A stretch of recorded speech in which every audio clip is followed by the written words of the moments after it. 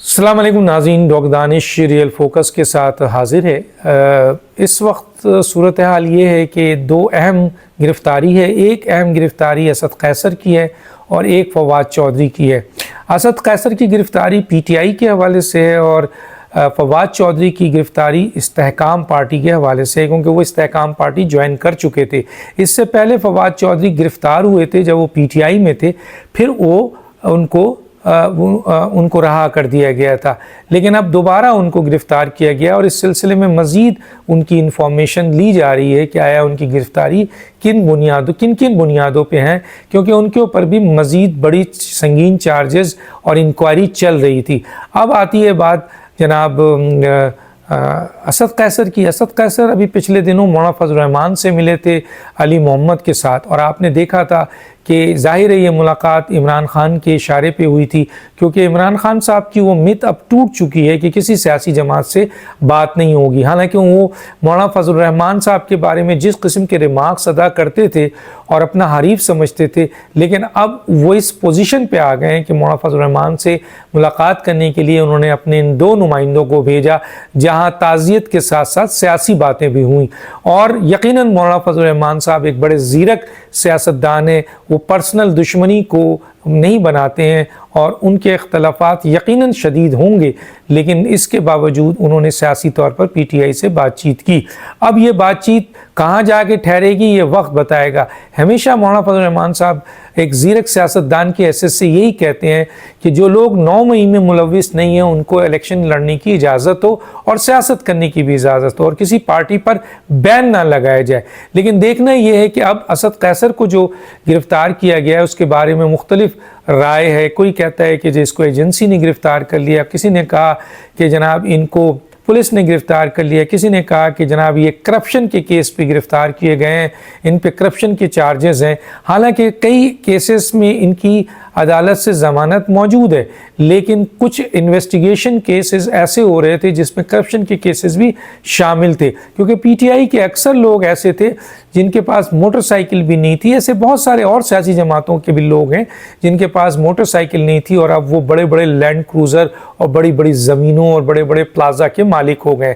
चुनांचे corruption की जहाँ जहाँ रास्ते मिल रहे हैं और हुकूमत वहाँ तक पहुँच रही है, उसके बाद वो एक्शन शुरू हो रहा है। अब देखना ये है कि फवाद चौधरी जो पाकिस्तान इस्तेहकाम पार्टी ज्वाइन कर चुके थे, उनकी गिरफ़्तारी और यहाँ PTI के असद कैसर की गिरफ़्तारी को किस तरीके से सामने आती है। दूसरी तरफ जो बहुत ही इम्पॉर्टेंट मैटर है वो ये है कि PTI इस वक्त बार बार ये एतराज़ कर रही है कि उसको लिविंग प्लेइंग फील्ड नहीं दी जा रही है। PTI कोशिश कर रही है कि जी किसी तरीके से पीपल्स पार्टी, JUI या कोई और सियासी जमात ANP, इन लोगों के साथ वो किसी तरीके से इत्तेहाद पैदा करे और सियासी सोच डेवलप करके अपने लिए भी आसानी पैदा करे। लेकिन इस सिलसिले में उनका PMLN को अभी भी सिंगल हरीफ के तौर पर वो देखते हैं और PMLN भी इस वक्त PTI को अपना सिंगल हरीफ समझती है। यकीनन बड़ा मुकाबला पंजाब में अगर हुआ तो PTI और PMLN के दरमियान होगा, इसलिए दोनों सियासी जमातें एक दूसरे को बड़े हरीफ के तौर पर देख रही हैं।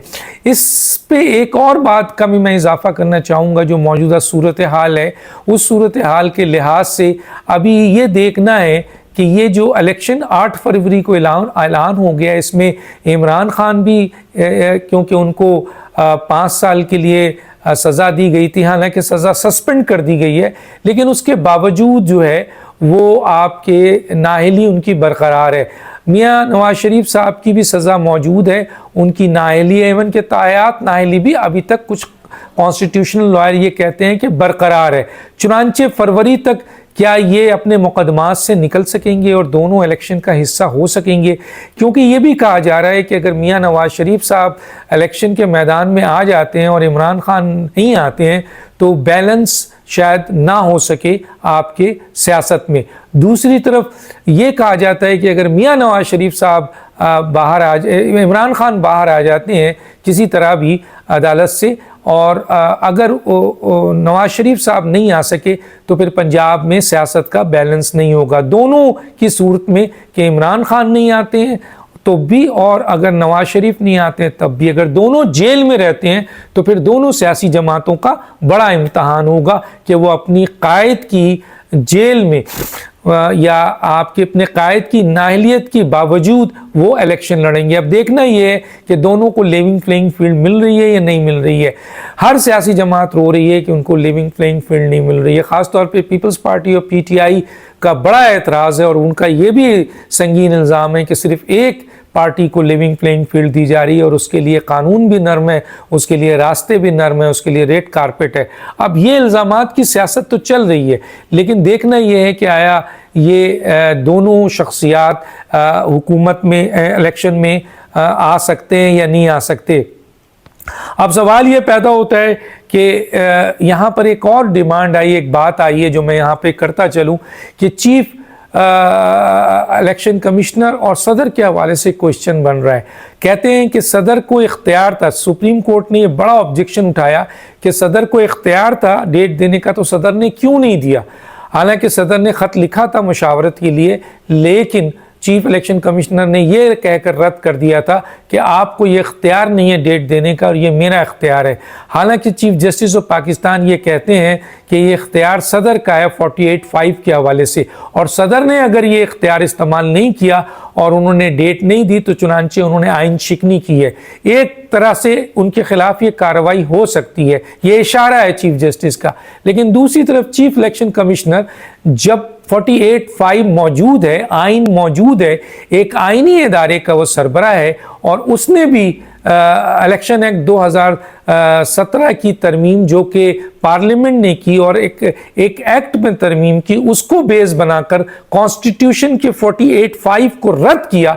चुनांचे चीफ इलेक्शन कमिश्नर भी आइन की शिकनी का मुर्तकिब होता है। तो अगर बात की जाएगी कि सदर आइन की शिकनी के मुर्तकिब है तो फिर चीफ इलेक्शन कमिश्नर भी आइन शिकनी का मुर्तकिब हुआ। अब अगर सज़ा सदर को दी जाती है और चीफ इलेक्शन कमिश्नर को छोड़ दिया जाता है तो फिर ये बैलेंस नहीं होगा। यकीनन सदर को ये डेट देनी चाहिए थी, सदर ने ये डेट नहीं दी। इन्होंने आइन को नहीं समझा, मुशावरत ली, मांगी, लॉ मिनिस्ट्री से मांगी, इसको उनके लिहाज से ये क्लियर नहीं था।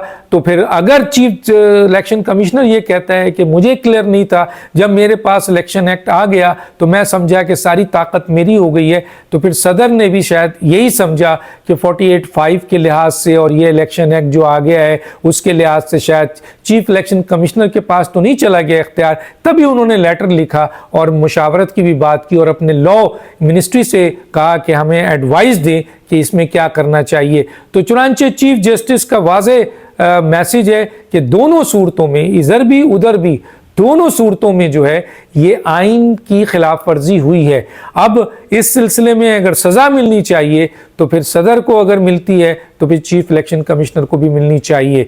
और क्या ऐसा चीफ इलेक्शन कमिश्नर जो एक आइनी ओहदे का सरबराह है और अगर वो आइन के आर्टिकल 48(5) को नज़रअंदाज करता है तो इसका मतलब यह है कि वो आइन शिकनी कर रहा है, और ऐसा शख्स इंतहाई जानबूझ के कर रहा है तो आइन शिकनी है, और नासमझी में कर रहा है तो नाअहल है। तो क्या ऐसा शख्स चीफ इलेक्शन कमिश्नर होना चाहिए?